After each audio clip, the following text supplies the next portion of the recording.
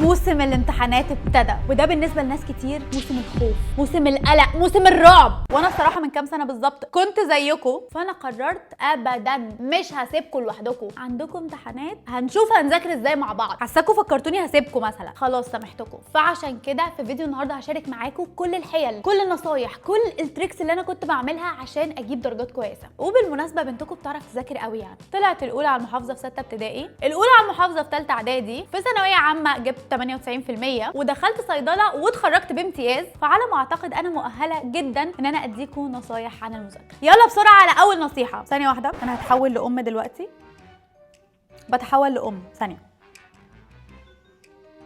سيبي الموبايل، سيبي الموبايل. انا اسفه ان انا بقول النصايح دي، بس للاسف انا هنا عشان اقول لكم الكلام اللي لازم تسمعوه، خاصه في فتره الامتحانات. يعني انا بكلمكم على الاسبوعين اللي بيبقى مضغوط فيهم الامتحانات، مش طول السنه. فالاسبوعين دول لازم تسيبوا الموبايل وانتوا بتذاكروا. مش معنى كده انه مفيش موبايل خالص او خلاص بقى انتوا اتقطعتوا عن العالم، لا، انا عمري ما عملت كده، والصراحه عمري ما شفت انه الاسلوب ده بيجيب نتيجه، ان انا خلاص اسيب الموبايل، اسيب التلفزيون، اسيب ايا كان وسيله التسليه اللي في حياتي اقطعها خالص. لا، ده عمره ما نفع معايا، بالعكس كان بيخليني مكتئبه وزعلانه وانا بذاكر مش مركزه. فلا، الموبايل بيسليكوا، بتبسطوا، بتحسوا ان انتوا كده بترفهوا عن نفسكم وسط المذاكره، اعملوا كده. بس وانتوا بتذاكروا وقت المذاكره اللي هو معظم الوقت في اليوم لازم يكون بعيد عن الموبايل. انا عارفه قد ايه الكلام ده سخيف، بس للاسف لو انتوا بتذاكروا 100% بتذاكروا وجنبكم الموبايل وعمل تن، حتى لو ما بصيتوش عليه، تن دي يا ترى مين بعت؟ صاحبتي ردت عليا، حد عايز مني حاجه، حد هيقولي على الموضوع مهم.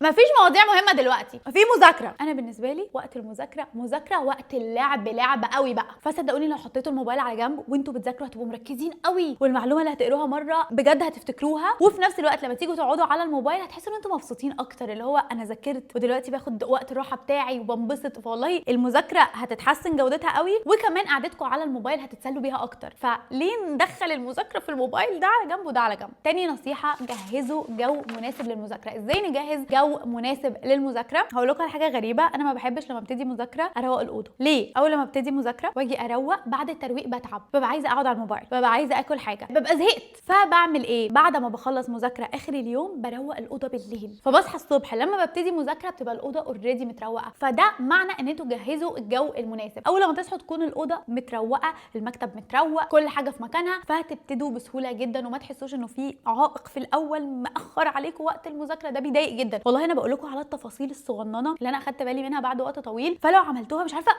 حاجات صغننه بس والله هتفرق. كده جهزتوا الاوضه من اليوم اللي قبله، حطيتوا حاجه جنبكم تشربوها، كلنا عارفين ساعتين جد وكوبايه شاي. شوفوا بقى انتوا بتحبوا ايه، ايس كوفي، كوفي عاديه، شاي، عصير، اي حاجه حطوها جنبكم. ما انصحش خالص ان انتوا تاكلوا وانتوا بتذاكروا. انا عارفه اللي هو عارفين اللي هو المشهد بتاع الام اللي داخله على ابنها بسندوتشات كتير وهو بيذاكر.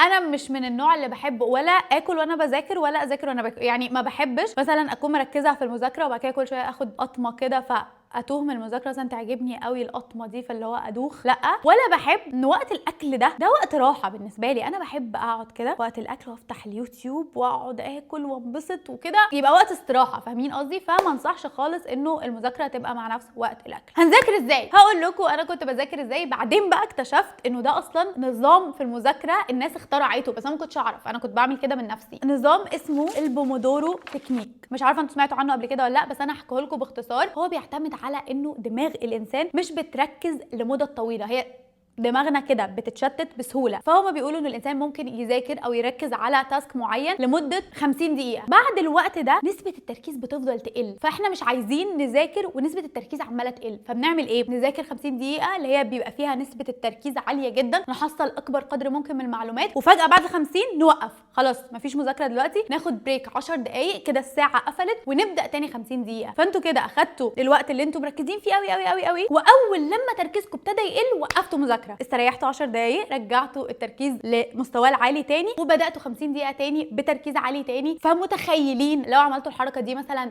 مش هقول لكم 10 مرات في اليوم، لو عملتوها 6 مرات يعني 6 ساعات، تخيلوا 6 ساعات من اليوم 24 ساعه، عارفين كده بقى معاكم كام ساعه؟ 18 ساعه. لو هتناموا 8 ساعات يعني بقى 10 ساعات. فما تقولوليش ما عنديش وقت اذاكر، ما تقوليش اصل احنا بنصحى فجاه بنفطر، بقعد مع اختي شويه، بيضيع الوقت، بلاقي نفسي المغرب. ده عشان انتوا بتذاكروا غلط. لا، انتوا لازم تعملوا لنفسكم سيشنز عددها مثلا تقدروا 6، تقدروا 8، تقدروا اللي يقدر اعملوا 10 اتبقى لكم في اليوم 14 ساعه. فايا كان يا جماعه بجد الفكره مش الوقت كبير ولا لا، الفكره مش ان انتوا مزنوقين في الوقت، الفكره ننظم الوقت ده ازاي. فجربوا النظام ده وقولوا لي عملتوا ايه، عشان بجد النظام ده ساعدني جدا في كل سنين عمري. يعني انا حرفيا خلاني اجيب درجات خياليه. النصيحه اللي جايه بقى دي في طريقه المذاكره نفسها. اسمعوا اللي انا هقوله كويس، ده رايي ودي التجربه اللي حصلت معايا. النصيحه دي متجربه. مذاكره واحده مش هتكفي. المعلومه تدخل دماغكم كده، تقروها، تسمعوها، تذاكروها، تحفظوها صم مره واحده مش هتكفي، مش هتفتكروها. الدماغ ما بتشتغلش كده. ركزوا معايا عشان اسراء النيرد الدحيحه طلعت بقى. بصوا، انا لما كنت بذاكر اي درس مره والله العظيم في ساعات كنت حاسه انه خلاص يا جماعه ممكن اسمعه من غير ما الكتاب يبقى قدامي، اسمعه بالحرف. اسالوني فيه بعد اسبوع مش هفتكر ولا حاجه ولا حاجه، مهما قعدت عليه. لو قعدت عليه ان شاء الله 6 ساعات على نفس الدرس، هاجي بعد اسبوع مش هفتكر حاجه. طب هتقولي لي يا اسراء مفيش وقت واحنا مزنوقين وازاي هنذاكر اكتر من مره؟ هقول لكم ازاي. بدل ما تذاكروا نفس الحاجه لمده طويله عشان تتاكدوا 100% ان انتوا حفظتوها قوي، تاخدوا الوقت ده وتقسموه على مرتين او 3. يعني مثلا هتذاكروا الدرس ده في 3 ساعات، بدل ما تقعدوا النهارده بس تذاكروا الدرس ده 3 ساعات، لا ذاكروه ساعه وبعد يومين ارجعوا ذاكروه تاني ساعه. ويا جماعه لو نسيتوا المعلومه بعد كده يبقى انا ما بفهمش. انا بقول لكم دلوقتي معلومات علميه، اسمعوا كويس. الدماغ لما المعلومه بتدخلها لاول مره، الدماغ بيروح بيحطها على الرف كده، مثلا بيشوف هل انتوا هتقولوا له المعلومه دي تاني فيروح يخزنها جوه وياخد باله منها ولا لا. فلو لقى انه عدى وقته وذاكرتوا معلومات تانيه، خلاص المعلومه اللي على الرف دي بترجع لورا وبتتنسي تماما. انما لو لقاكوا بتقروها تاني، يقوم واخدها من على الرف ومخزنها جوه، قريتوها تالت مره هياخدها بقى ويخزنها جوه مش هتنسوها ابدا في الامتحان. فيا جماعه والله عمرها ما كانت بعدد ساعات المذاكره، واللي هو تلاقوا حد بيقول انا مموت نفسي في المذاكره، انا ما بخرجش من الاوضه، انا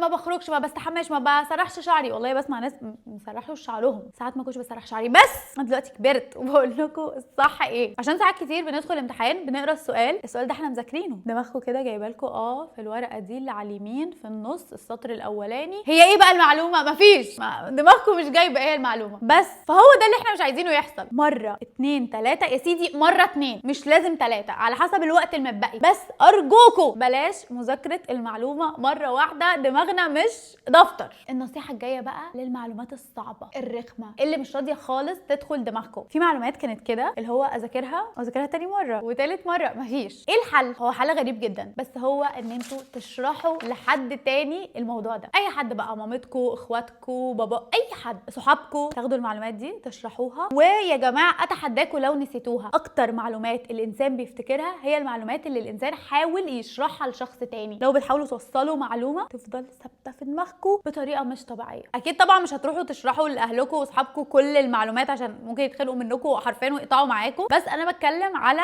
المواضيع القليله اللي ساعات بتبقى مش عارفين ندخلها في دماغنا. وقبل ما تفكروا يا جماعه ازاي نذاكر، لازم تشوفوا الماده اللي انتوا بتذاكروها ايه. يعني هل هي معتمده على الحفظ؟ هل هي كلام هيجي في الامتحان يسالك ايه كذا كذا كذا فانتوا تردوا جواب محدد مكتوب كلام تحت بعضه، ولا هي حاجه معتمده على الفهم؟ يعني مسائل مثلا رياضيات، كيمياء، فيزياء، الحاجات دي. لو هي معتمده على الحفظ هنعمل الموضوع اللي قلت لكم عليه، ان احنا هنذاكرها مره واثنين وثلاثه. لو اول مره قرينا الدرس وحاولنا نحفظه، تاني مره نسال نفسنا فيه، ثالث مره نسمعه لنفسنا.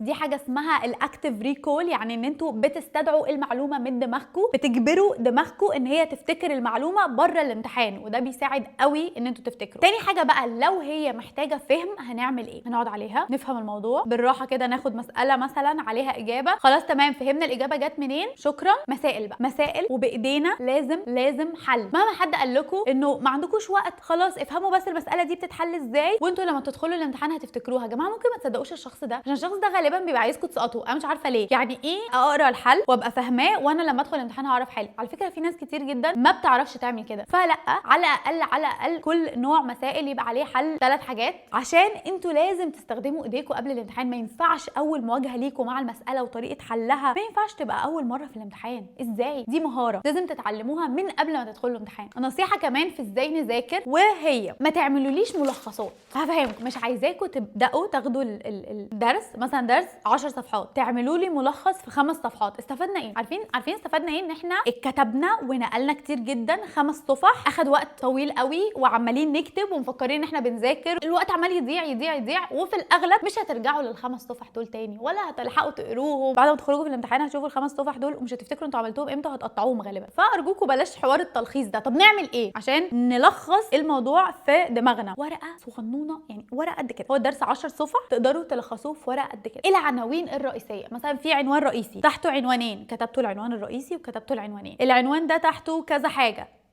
نفس الموضوع. عملتوا لنفسكم في دماغكم خريطه عن الدرس ده، فلما تقروا السؤال اول حاجه هتيجي في دماغكم السؤال ده في الشابتر او الوحده الثالثه. انهي حته في الوحده الثالثه؟ الدرس الرابع. ايه الصفحه بتاعته؟ هتكون صفحه قد كده صغننه. ده بيسال في الحته دي. انتوا خلاص دماغكم فيه خريطه، حرفيا انتوا ماشيين بخرايط. الكلمه دي هترجعكم للحته اللي انتوا قريتوا فيها المعلومه دي في الدرس الاساسي، وهتعرفوا تفتكروا اسهل بكتير. فبجد الخرايط الصغننه دي بدل الملخصات الكبيره. بجد انا شفت ناس قبل كده بيلخصوا درس مثلا 20 صفحه في 15 صفحه. طب حضرتك فين التلخيص؟ لا بجد حضرتك فين التلخيص؟ عايزاكم برضو لما وقت الراحه يجي ما تضيعهوش. يعني ايه؟ يعني بجد تسلوا. يعني اول حاجه انا بالنسبه لي لما كان وقت الراحه بيجي اول حاجه بروح اصلي. خلاص انا لازم الصلاه دي ما اضيعهاش، فبصلي. فبيحصل ايه؟ اول حاجه بهدى كده. الصلاه بتهدي يا جماعه. الوضوء اصلا وان انتوا تبقوا واعيين كده، انتوا عمالين تغسلوا ايديكم وتغسلوا وشكم والشعر والودن. الوضوء يا جماعه والله العظيم عظيم، بيهدي كده الجسم. والميه كده لما تنزل على الجسم بتحسوا ان انتوا كنتوا قلقانين وفجأة كده كل الخوف والقلق هدي خالص. فروحوا اتوضوا، روحوا صلوا اللي عليكم. هتحسوا اولا ان انتوا ملتزمين في الصلاه مع ربنا ومش مقصرين على علاقتكم بربنا عشان امتحانات او عشان وقت معين. مفيش حاجه اسمها انا عندي امتحانات مش هصلي. دي من اكتر الحاجات اللي هتخلي علاقتكم بالصلاه مش دائمه. ان انتوا مثلا دلوقتي عليا امتحانات مش هصلي، طب بعدين عليا مسابقه مش هصلي، طب بعدين عليا فرح مش هصلي. لا، الصلاه دي رقم 1 وبعد كده شوفوا ايه اللي هيجي، مش مهم. ولو مفكرين انه هتجيبوا درجات عاليه عشان انتوا وفرتوا الوقت النص ساعه في اليوم ولا الساعه اللي هنصلي فيها، تبقوا غلطانين. بجد مش هتزيد ولا درجه خالص لو انتوا خدتوا الوقت بتاع الصلاه ده وحطيتوه في المذاكره، ولو غالبا مش هيروح للمذاكره. اتوضينا صلينا خلاص دماغنا هديت من المذاكره، نبتدي بقى نعمل حاجه لذيذه. يا اما نتحرك، يا اما ننزل نتمشى، ناكل اكله بنحبها، نتفرج على حاجه بنحبها. بس استغلوا الوقت ده، بلاش تفضلوا قاعدين على الموبايل بتشوفوا حاجات انتوا حتى مش مستمتعين. لا، حاولوا تستمتعوا بالوقت ده. اللي هو تعملوا بجد عايزين تقلبوا على الموبايل، والله التقليب على الموبايل مسلي جدا. اعملوا لنفسكم جو، ادخلوا كده السرير القعده المريحه، اشربوا حاجه، اعملوا بوب كورن، اقعدوا كلوا وانتوا بتتفرجوا. حسسوا نفسكم ان انتوا بترتاحوا. في ناس كتير قوي لما بتيجي ترتاح مش بتحس انها ارتاحت. ليه؟ لان هي مش واخده بالها انها عماله ترتاح، عماله تضيع وقت. هي مش واخده بالها. لا، انا بعمل ايه؟ اقول ده وقت الراحه بتاعي، وبدخل وبظبط الجو وبهدي النور وكده، برتاح عشان لما ارجع للمذاكره تاني اقدر اذاكر. كلنا عارفين انه المذاكره مش حاجه سهله. انا والله العظيم عارفه، ولا بقول لكم ان انت خلصتي اسراء امتحانات فمش همك. والله العظيم وقت الامتحانات كان من اصعب الاوقات اللي بتمر عليا في حياتي. انا كنت بعيط كتير جدا، كانت ماما بتشوف قد ايه انا متوتره. فلو في حاجه بتحبوها ما توقفوهاش وقت الامتحانات. هي الفكره ان انتوا الوقت الباقي ما تضيعوهوش تذاكروا فيه، مش الساعه اللي انتوا بترتاحوا فيها هي اللي هتضيع تعبكم. اليوم اللي قبل الامتحان نعمل ايه؟ اول حاجه ما نتوترش. صعب ما مش هقول لكم ما نتوترش عشان كده هتتوتروا، بس في حاجه هتساعدكم جدا، وخاصه انه المناهج بتبقى طويله جدا، فممكن يكون حاجه ذاكرتوها في اول الماده انتوا نسيتوها خلاص. فهنحاول على قد ما نقدر نحضر لليله الامتحان دي. ازاي؟ واحنا بنذاكر الدروس معاكم الهايلايتر. يا جماعه انا كان عندي كنت بعشق الهايلايتر اللي لونه بينك، مش عارفه ليه، بس ده كان بيخليني اركز. اللي هو المعلومه دي مهمه، بعمل المعلومه المهمه بالبينك، اللي هو معلومه خطيره. فهتجيبوا الكتاب وتفتحوه وتبداوا. يعني انا مثلا كنت مخليه المعلومات المهمه قوي اللي انا خايفه انساها بالبينك، المعلومات النص نص بالاصفر، والمعلومات اللي هي سهله او قشطه بس انا عايزه اعيد عليها بالاخضر. ليله الامتحان بفتح المنهج كله وبفتح بقرا بس البينك والاصفر والاخضر. هتلاقوا يا جماعه في كل صفحه حرفيا ربعها اللي محتاجين تقروه. لو خلصتوا وقريتوا كله والله العظيم يا جماعه هتروحوا الامتحان وانتوا المعلومات طازه، يعني حرفيا طازه. اللي هو اول ما تعوزوا تفتكروها ده لسه قاريها امبارح مش هتنسوها. بس ده مش هيحصل لو انتوا مش محضرين الكتاب، او لو حتى بتذاكروا على التابلت تقدروا تعملوا هايلايت على الحاجات المهمه بالوان مختلفه. هي ما تقوليش ده كتاب وده تابلت، هي هتقدروا تعملوا الاثنين بنفس الطريقه. فهتفتحوا كده مصدر المذاكره بتاعكم وتعدوا عليه كله على الحاجات اللي انتوا اصلا مظبطينها لنفسكم. فانتوا نفسكم النهارده بتظبط لنفسكم ليله الامتحان الحياه بتاعتها، عشان نفسكم ليله الامتحان تبقى قدامها المعلومات كلها سهله واضحه، كل المعلومات المهمه متنور عليها عليها تقروها تدخلوا الامتحان مفيش سؤال تنسوه ان شاء الله. في حاجه تانية للناس اللي بتحب تدخل الامتحان وهي سايبه جزء معين. انا فاهمه انه في ساعات بيبقى مفيش وقت ان احنا ناخد كل المنهج، بس ممكن تسمعوا نصيحتي، ممكن الجزء اللي انتوا بتقولوا ان انتوا عايزين تسيبوه تقروه بس مرتين، ايا كان اقروه مرتين، عشان يا جماعه الجزء اللي انتوا بتبقوا مذاكرينه اوريدي واللي هو مقضيين فيه وقت كبير جدا عشان تدخلوا ضامنينه، اولا مش هتفتكروا حاجات فيه فده هيوقع درجات، ثانيا اكيد هيجي فيه اسئله صعبه، اسئله مش عارفين تحلوها فدي برضو درجات هتخسروها. طب الجزء اللي انتوا اصلا ما ذاكرتوهوش في اسئله سهله، في اسئله بس لو قريتوا المنهج هتعرفوا تحلوها، ليه تسيبوه بقى وتقولوا لا ده خلاص انا مش هذاكره خالص، مش هفتحه حرفيا، ولو جاي اي سؤال مهما كان سهل مش هعرفه، والجزء ده هركز عليه قوي بالرغم ان انتوا في الجزء ده هيجي اسئله صعبه يا جماعه. فاحنا عايزين نذاكر بذكاء، مش نذاكر كده اللي هو انا قاعده بذاكر ساعات طويله وخلاص، لا ذاكروا بذكاء، ذاكروا الحاجه اللي تجيب درجات كتير. ساعات كتير بشوف واحد بيقعد على المذاكره 24 ساعه ويجيب درجات نص درجات شخص بيذاكر ساعتين في اليوم. ازاي؟ عشان ممكن اللي بيذاكر ساعتين ده بيذاكرهم بذكاء. جماعه ندخل بالمنهج كله مهما كان الموضوع الوقت جري منكم وخلاص كروتوا مش مشكله، بس اقروا المنهج كله ارجوكوا، ما تدخلوش من غير حاجه وتقولوا اصل احنا مركزين على الجزء الباقي. نو تفتكروني في الامتحان تقولوا اسراء قالت الحته دي جت سهله ليه ما ذاكرتهاش، بحذركم دلوقتي. وبس كده، هي دي كانت نصايحي، اتمنى انه كلكم تكونوا استفدتوا، يا رب يا رب اكون ساهمت ان انتوا تذاكروا احسن تجيبوا درجات اعلى. ولاي حد قلقان عايزه افكره ان الوقت ده بيعدي، الوقت الصعب بيعدي، الوقت اللي فيه قلق وخوف ومذاكره كتير وتعب بيعدي، وهيجي بعدها وقت حلو وهتبسطوا وهتنسوا المذاكره وهتنسوا التعب وكل حاجه. والله العظيم لما تلاقوا درجاتكم طلعت حلوه، وصلتوا لاماكن حلوه، اهلكم فخورين بيكم. فانا عايزه اقول لكم ان هي مش اخر العالم، مش نهايه الدنيا. احنا كل اللي احنا عايزينه ان احنا نعمل حاجه لايقه بينا، لايقه باحنا مين، احنا شايفين نفسنا حاجه كبيره وحد ذكي وحد شاطر وحد مش قليل. ما ينفعش ابدا نغزل نفسنا او نعمل حاجه قليله، لا احنا ما نستاهلش كده، احنا نستاهل كل حاجه حلوه. اشمعنى بنتعب عشان اهلنا وعشان صحابنا، ولو حد محتاج مساعدتنا بنساعده. اهم شخص انتوا محتاجين تساعدوه هو نفسكم، ان انتوا تخلوه في حته عاليه فوق مهما كانت الظروف، مهما كانت التحديات. انا متاكده ان انتوا قدها. اهم حاجه ان انتوا تشوفوا نفسكم تستاهل كل حاجه عظيمه، كل حاجه حلوه. وبس كده، لو اي حد عنده نصايح مذاكره تقدروا تشاركوها مع بعض في الكومنت، ولو النصايح دي كانت مفيده ليكم برضو اكتبوا لي، عشان والله العظيم بتبسط قوي وبحس ان انا كده مطمنه عليكم. وبس كده، هو ده كان فيديو النهارده، مبسوطه قوي ان احنا اتكلمنا مع بعض.